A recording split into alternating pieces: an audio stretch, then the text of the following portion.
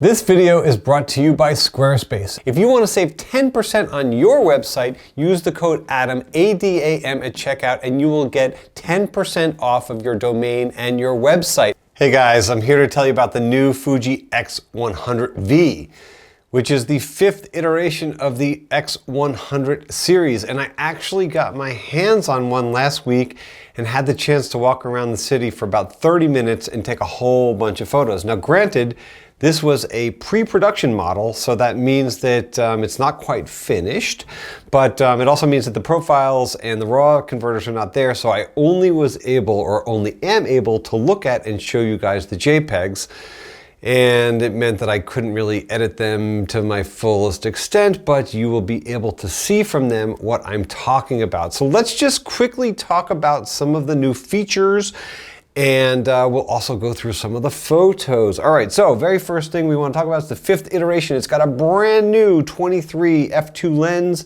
and the advanced hybrid viewfinder, which is, I think, the same advanced hybrid viewfinder that we have in the Pro 3.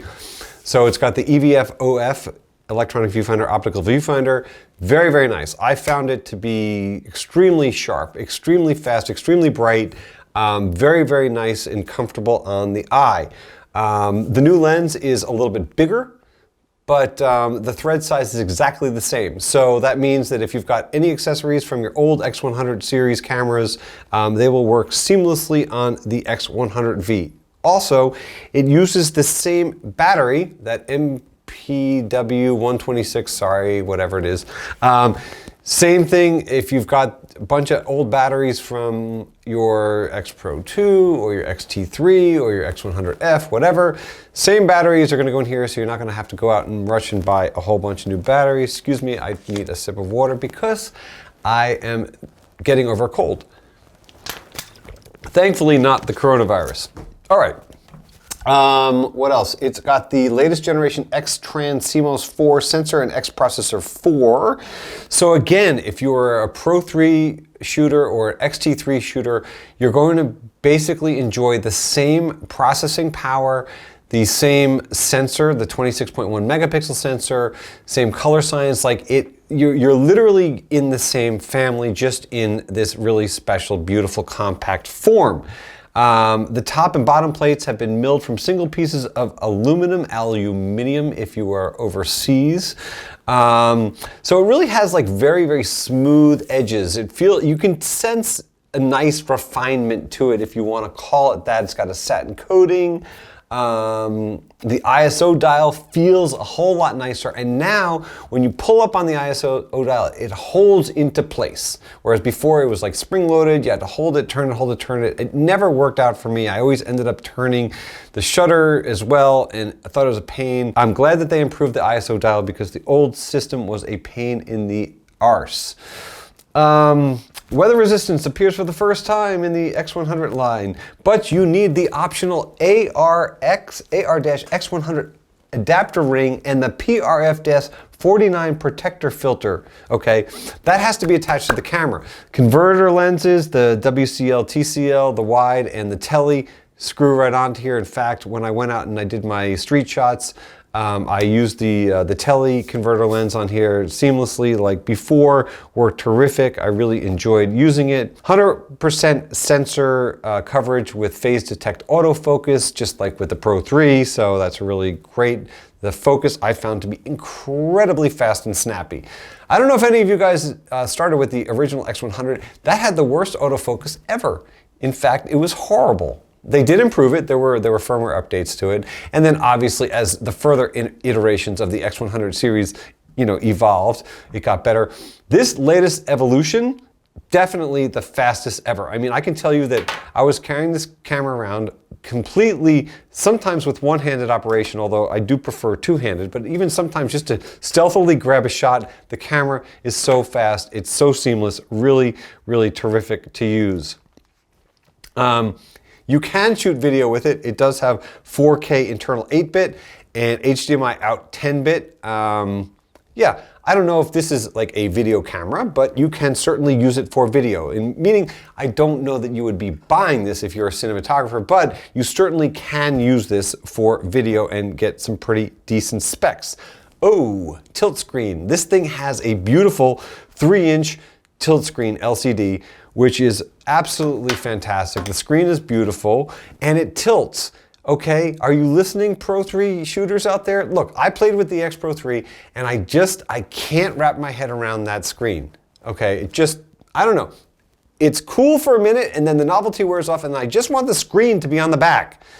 And the fact that not only is the screen flush mounted, okay, there's no bump, so the camera does not add any girth or anything with this screen that actually just pops right out and then you can tilt it up and down. I think they did a fantastic job with the new tilt screen and I think that that's a huge, huge plus on this camera. Yay. It's got a 4-stop ND, used to be a 3-stop ND. Okay, you know, look, I was never a huge fan of the electronic neutral density filter. I'm not crazy about what it did for the look and feel of the images, for me, but whatever, it's there. Faster, sharper weather sealing. Okay, 11 frames per second with the mechanical shutter. That's pretty darn fast. 20 frames per second with the electronic shutter. And we should also mention that this camera has a leaf shutter. It's the same leaf shutter system that, well, maybe, I think it's the same. Anyway, it's a leaf shutter system that's been in since day one with every iteration of the X100 series. You can literally sync natively all the way up to 1/4000th of a second natively with any flash of any kind, generic or whatever, any brand. And that is really, really cool. I have used an X100 series on commercial shoots just for that reason. You know, with pro photo flashes, being able to shoot natively at whatever flash speed I want, to be able to crush that ambient light, yet get beautiful, you know, light balance with artificial light mixing with ambient light. So this camera, you know, quite a little powerhouse, this little sucker right here. All right, so let's just get into some more of the images over here. You know, we'll just take you through really quickly. Granted, like I said, I didn't have a lot of time with this thing, so, you know, I just had a quick chance to play with it. And here we go. First frame out of camera, and, you know, look, just a pretty New York City shot. Granted, this is a JPEG, okay? So I have the raw files, I can't edit them. I know that once I can edit them, that there's going to be a lot of latitude. But look, this is, you know, if we go to 50%, nice. 67, let's go to 100%. Look at that, guys. Look at the detail. You can see detail in there, detail down here, okay? And this is f2. I shot predominantly at f2 because I want, I like separation. I like to be able to isolate my subjects from the background as much as possible. Couple of different iterations of that same thing, but look at how consistently nice the color looks. You know, the light fall off is really, really beautiful. Speaking of light fall off, the only thing that would make this nicer if there was a portrait involved in here, but obviously, you know, it's just what it is. You know, it's like a little, you know, interior architectural shot. You know, I focused on this clothing rail and just got that nice dreamy kind of light kind of fall off in the background. I mean, it looks filmy, you know, it's really nice. Look at that. Nice, nice, nice, nice. There's still detail out there. It's all full of detail. There's no chromatic aberration. There's no color fringing. There's none of that nasty artifact garbage on here. You know, this was one of those like click, keep walking, you know, kind of deals. Look. You know, I went to take a picture of this just to get some, you know, color and some texture, and then this dude wearing this kind of cool plaid gets in there, you know, and boom, now we've got a shot, okay? This dude walking across the street, the light, he just turned his head up, and the camera is so damn fast that you literally just, the minute you see what you want, you can just get it. You don't really have to think that hard because the camera not only goes, you know, is so fast to shoot with, both with focusing and with processing. So you can just nail whatever you want. Got this cool shot of this totally hipster chick on a bike. And then, you know, and I just kept following. And then look, we got the backlit situation going. We got a nice little thing going on over here.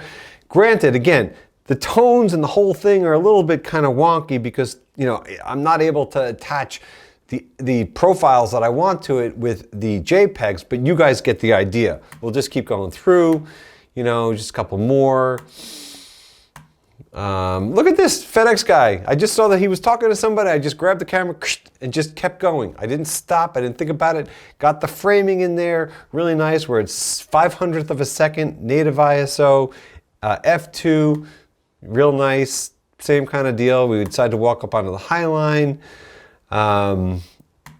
Just kind of fun stuff, you know. This was way overexposed because I had been shooting this and hadn't thought about it. And you could see, you know, I'm 1/800th here, 1/800th here. Oops. So I converted to black and white. Now granted, if I had a raw file here, I could have obviously had more latitude with it. But when I started playing with the sliders, with the JPEG, it really just didn't look great. So black and white conversion. Hey, look at that, nice and contrasty. So here we are where we should have been at 1/8000th of a second. What I probably could have done, which I didn't, rather than going into the electronic shutter, because I had the camera set to M&E, mechanical electronic, meaning it'll go into electronic once it reaches the capacity, the maximum of mechanical shutter. I should have set the ND filter, but yeah, it's just too much time, whatever. So look, it still looks fine, nice and sharp on her face, plenty of detail. And then you can see out of focus, nice and soft in the background, but detail, thick and film-like. Look at all the tones. Look at the tones in the sky, okay? It's not washed out anywhere. There's stuff everywhere. I only went by this one because I'm like, yeah, you know, it doesn't really speak as much. This one's a little bit more compelling because there's just the two of them. And again, oh, at this point, sorry, I put on the TCL, the teleconversion lens, which changes the 35mm equivalent to a 50mm equivalent, still staying at f2. It's an optical lens converter, so that means it doesn't take away from the quality of the image. You're not losing light, really. So, you know, we've just got nicer fall off in the background here and good, more isolation of our subject. What more could we want? I mean, for me, like, I think that's kind of where I would be at. If I were to buy an X100V, I would also want the TCL. You know, that to me is like a perfect combination.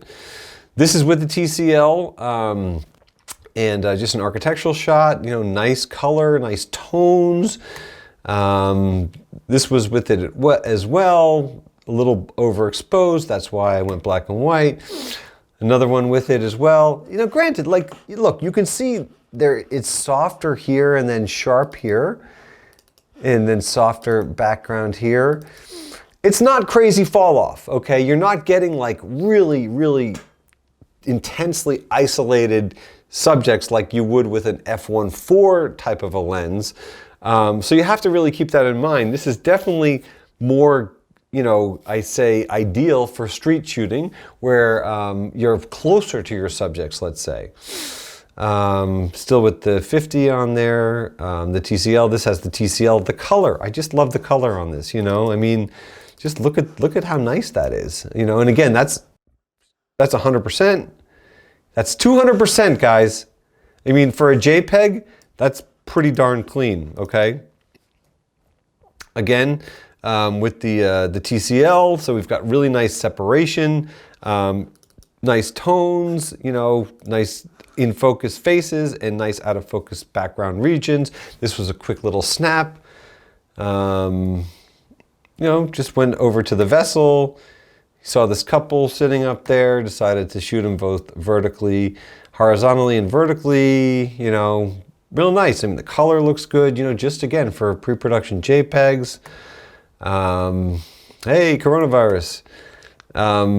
There, you know, again, got the TCL on there. This is probably my favorite shot because I just like his body position and, you know, the whole kind of clean, sparse vibe of this whole thing, although I probably would want to edit that snot rag out or whatever that thing is.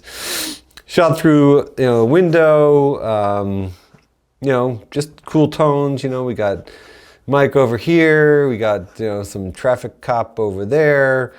Just, you know, good street shot stuff. Another kind of street shot one. This actually, you know, was a little underexposed and I was able to, you know, recover it. Not bad for a you know, for a JPEG. And again, you know, what I'm saying about focus, you know, the focus is totally spot on this dude's face. You know, that's 200%. But, you know, you go back here, fall off's okay. It's just, it's not what I would say like gorgeous separation. So this guy sees me taking pictures and you know, gives me his phone and says, hey, would you mind taking pictures of my dog and me? And I said, of course, if you don't mind me taking a few pictures with my camera. And of course I did, and like, look at his gorgeous little dog. And then I was like, all right, step closer to this window. And then I got, you know, something a little more artsy looking. And then, yeah, you know, whatever, just a picture of a car. Okay, so you guys get the deal. All right, so we will just, we'll just leave it at that right now. We'll just close on that one there. So there you go, guys. I definitely had a lot of fun shooting with this camera. It was like an old friend because I've had every iteration of the X100 series. This one was just better. You know, it just worked a lot faster. It was a lot more seamless. And having that extra bit of resolution is certainly something that I will look forward to, especially when I'm able to dig into those raw files. So there you go. If you have any questions or comments, please leave them below. That's it for now, and we'll see you soon.